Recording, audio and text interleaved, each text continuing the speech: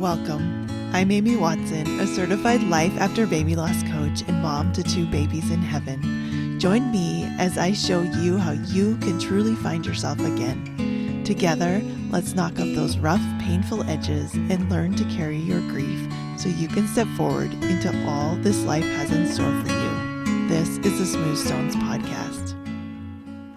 Hey, and welcome. How are you?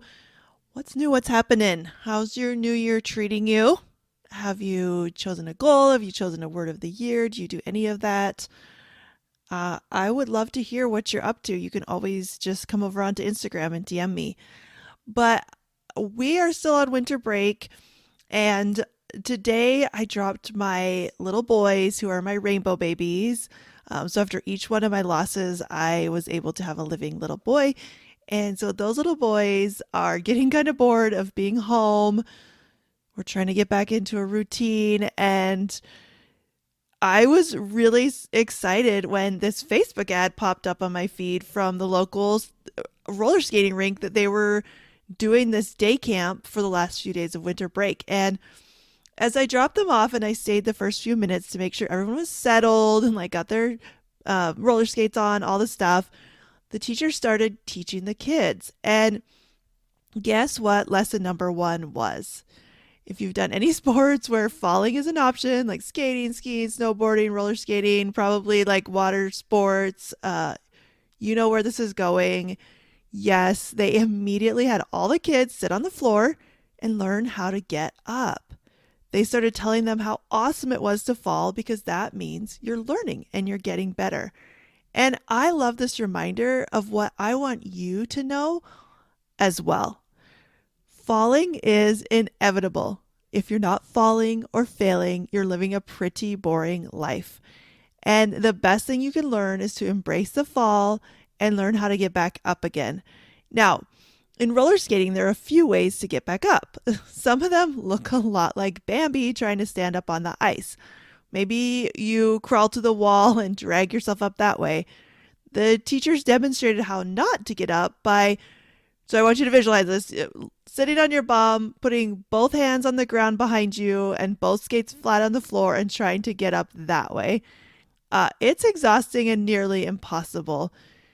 They showed the kids what not to do, and then they showed them how to get one foot behind them, put one foot up, kind of like they're proposing to someone, right, down on one knee, and then stand up. And of course, because kids are such fast learners and they listen so well, all the kids from the biggest down to this little tiny person who must have been like 4 years old, they all started getting up. And then they did it again. And then the teacher said, now we're going to play a game where you fall and get back up. And that's what I want to offer to you today. Let's talk about falling and how to get back up. And then I'm going to add a bit of a game for you to practice and shake off all the fear.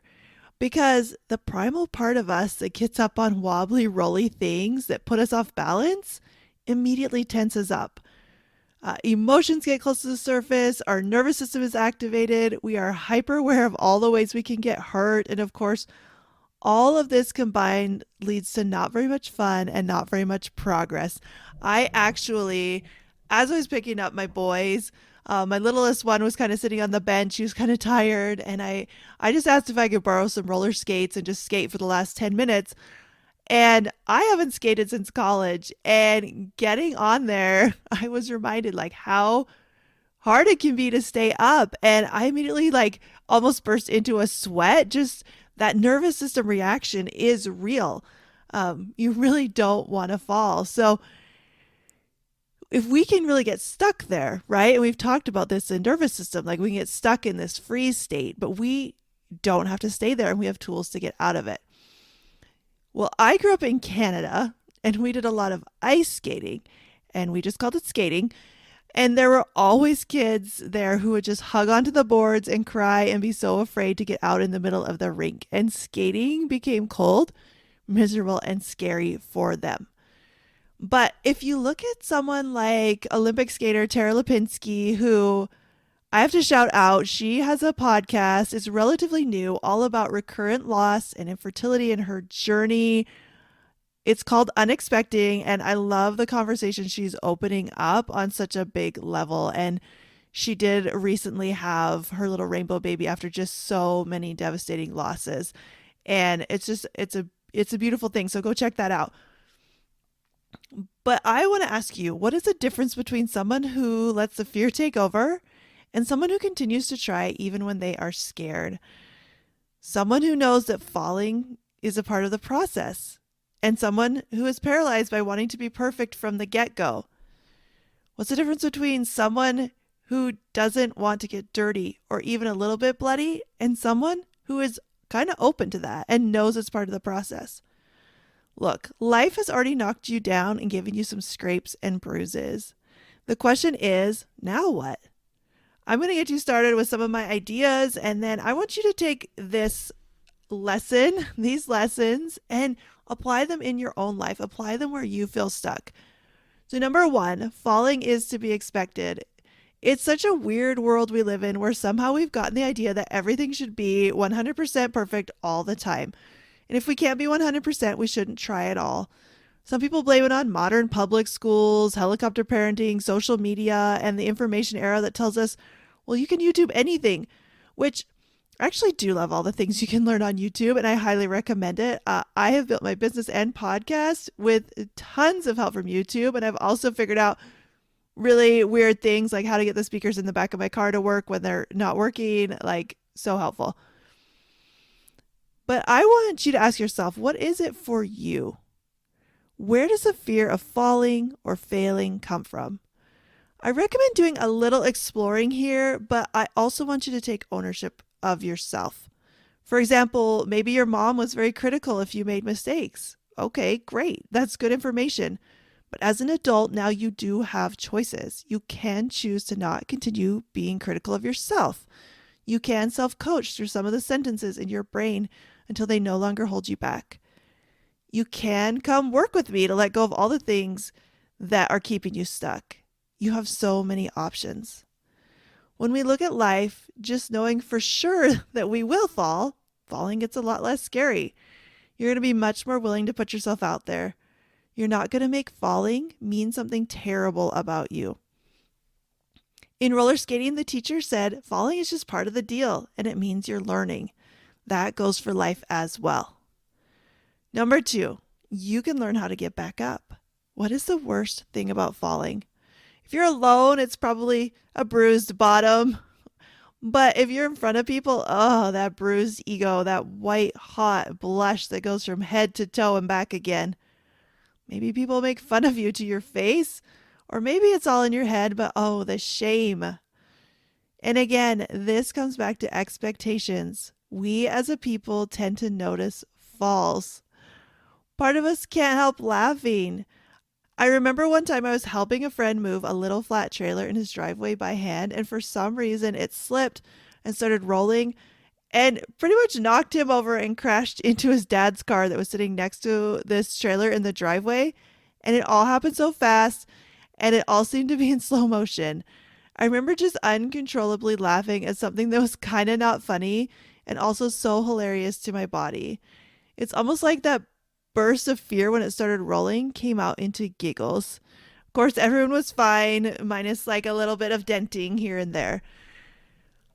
I also went to college for a few years in Idaho, and it would get so icy in the winter. It was a fun sport to watch people wipe out over and over in the same spots, and you felt kind of bad, but it was also really, really funny. So what part of falling in front of people brings up feelings for you? What are they? Why do they feel so powerful? What do these fears stop you from doing? If you weren't afraid of falling and you weren't afraid of what people might think or say or do, what would you do? Also, what if you surrounded yourself with people who also don't think failing is a problem? Like in this skate class, a lot of the kids had never skated before, but some of them were there with their own skates and they obviously had done this a lot. How can both of these things be great? You have peers who are at your same level and you can all learn together. Then you have people who are a bit farther ahead of you that you can watch. They can help you, they can give you tips, they can inspire you. So when you're on the floor for the 50th time, watching them zip around, listening to them tell you to keep trying to get up one more time, you know you're going to get there. And that's why having a coach is so fun. They know that failing is part of the process and they know how to help you keep getting back up. Now, as I mentioned before, there are harder ways and easier ways to get up. Some take a lot of time and effort and have a low chance of success, but hey, you are welcome to try them. Sometimes we have to choose all the wrong ways to figure out what works. That is a valid way to do something, and if that resonates with you, if you feel like that's where you're at, I want you to own it. You're still getting up, and that's all that matters. Or you can also learn from other people and find the technique that helps you move forward faster. You can adapt to your own needs. You can refuse to get stuck. You can choose not to waste energy being mad and floundering on the floor and saying mean things to yourself. Have any of you watched the It's So Bad, It's Good movie called The Cutting Edge? It's about a hockey player who gets cut from his team or injured or something. I can't remember.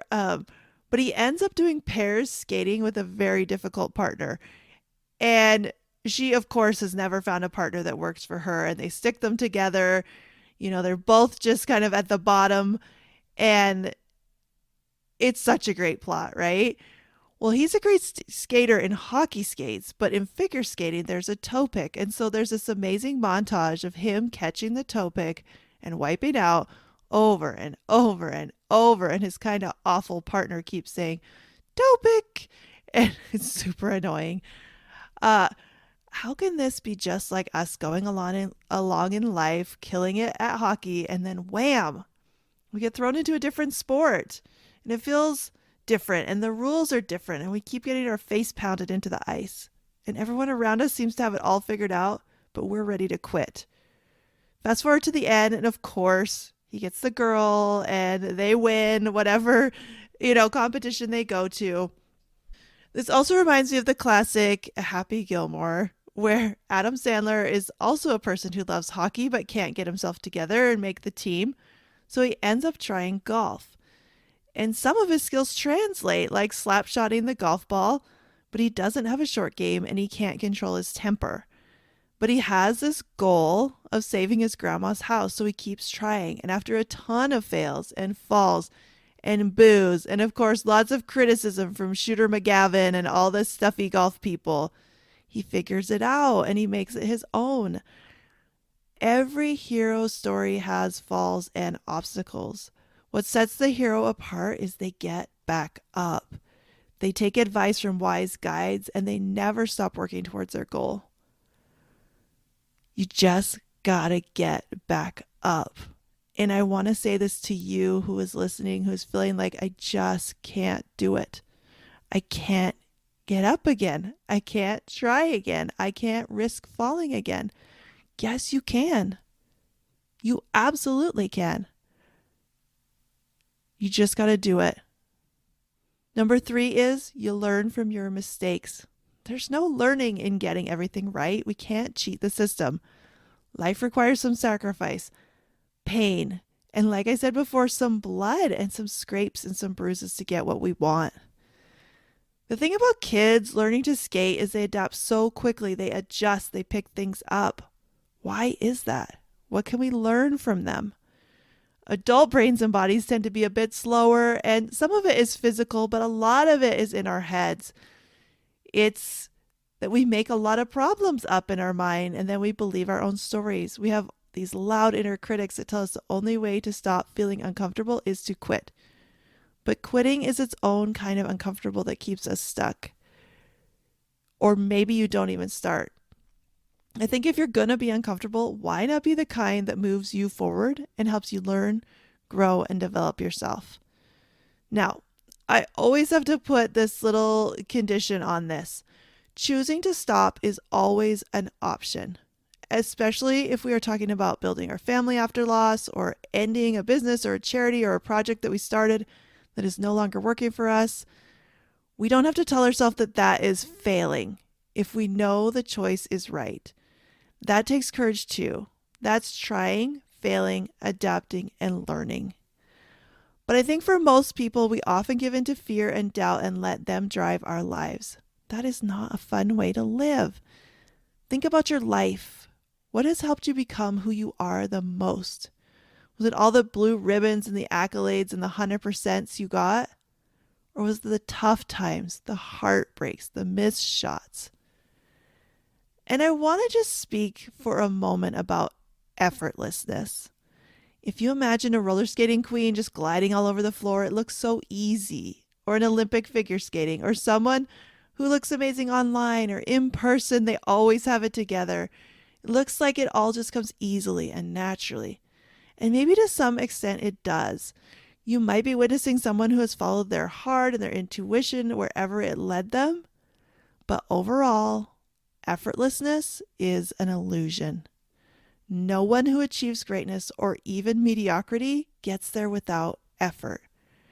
No one gets there without failing 1,000 times, without having a terrible dress rehearsal where they wonder if they should just cancel the play. Everything is hard at the beginning. It's supposed to be. It probably took me 10 hours. I don't even know, to put together my first podcast episode. And now I can whip one out much, much faster. I know how to edit and record and how my microphone works best. I have my intro, my outro already recorded. I know what I want to say, and I'm not afraid of my own voice anymore. But I only got here because I plugged away slowly, made tons of mistakes, recorded entire episodes without pressing record, like whoops, feeling all the feelings that come with putting yourself out into the world. Whatever you want in your life, if you want to be effortless, just know that's not really real. But you can get to where things are a lot easier by doing the work up front. I want you to, especially if you're feeling down about where you want to be and ever getting there, imagine that feeling of the synchronicity of going around the roller skating rink with the wind in your face. See the joy and the smiles and how it feels when you land a trick, how smooth everything flows. That's something to really enjoy as well. That's something you can enjoy now in your head as you imagine it. And it's something that I want you to enjoy if you are there. It's really human nature to not notice all our wins and to not notice what comes easy. But I want you to think, what is one thing that was really hard for me that now it's easy? What's one thing that I had to fail and fall a lot of times to make it easy? Just notice that process. And then whatever, goal you have right now, use what you've learned to help you get there. I want to challenge you today, and this is the fun part. I want you to purposely fall. Whether it's literally like going roller skating, if you, like me, have not been on roller skates in a long time, or getting up on the mountain, or whatever it is, I want you to give yourself the opportunity to fall. Or if it's metaphorically, right? What do you want to do where you have the option of failing or falling flat on your face?